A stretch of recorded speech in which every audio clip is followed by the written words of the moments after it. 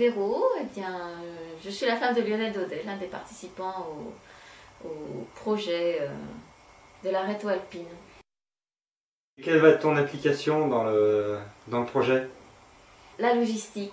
Je vais me retaper les petites poches, les petites poches, tu sais, où il y aura 10 cuillerées de sucre en poudre et, oui, 20 cuillerées de lait en poudre pour le petit déjeuner, et après tant de machins de semoule pour le dîner et tant pour la soupe, et je fais ça à chaque expédition et je me dis que ça va être reparti, mais alors là sur 3 mois quoi.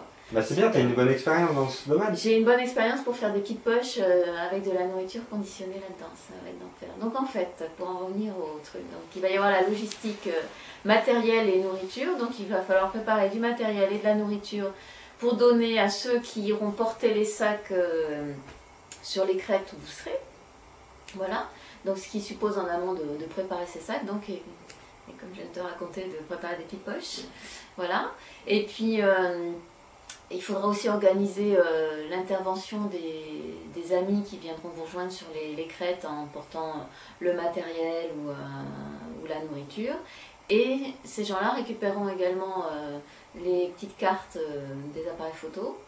D'accord, parce qu'en fait, les alpinistes, ils descendront pas. Donc il y aura, d'après ce que je comprends, des navettes, de personnes qui montent, de personnes qui redescendent. Donc, voilà, c'est-à-dire que les alpinistes vont être sur l'arête, mais comme il n'y aura pas de portage de nourriture au préalable, il faudra que, ponctuellement, quand les accès seront possibles, des gens aillent porter de la nourriture et du matériel de rechange, éventuellement, des chaussettes de rechange peut-être aussi de temps en temps.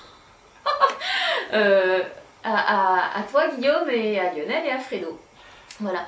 Et ces gens-là, ce qui serait bien, c'est qu'ils redescendent des photos, enfin les petites cartes, et éventuellement des documents écrits si vous avez le temps de faire un petit journal de bord. Ah bah c'est très bon tout ça. Voilà. Et donc avec ces éléments, je pourrais alimenter le site internet du projet. Et puis... et puis envoyer une newsletter. Ah bah c'est super. Donc en fait c'est très polyvalent ton activité. C'est super polyvalent. Voilà. Voilà. Et puis dans le sud du département, je pense que c'est moi qui vais vous porter tout ça. Comment ça? Pour la partie haut alpine, justement, je suis pas autonome en montagne pour faire ça, mais pour le bas du département, peut-être que je pourrais le faire. Donc en fait, au niveau intendance, il va vraiment y avoir deux parties qui vont être déterminées par le terrain de progression en fait. Les arêtes et le bas du département. Bah peut-être. Hein, en fait, au niveau du bas du département, ça se trouve c'est pas simple. Ça risque d'être très différent.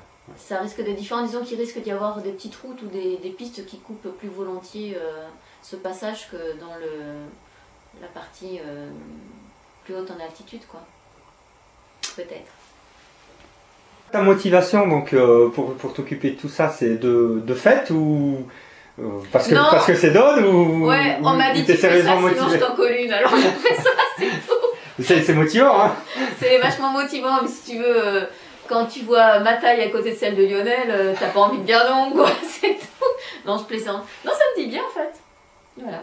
La logique du projet, ça te paraît être un projet qui tient debout ou c'est complètement tiré par les cheveux? Ah non, je trouve ça super. Ah non, je trouve pas du tout que ce soit tiré par les cheveux, au contraire, c'est un très beau projet.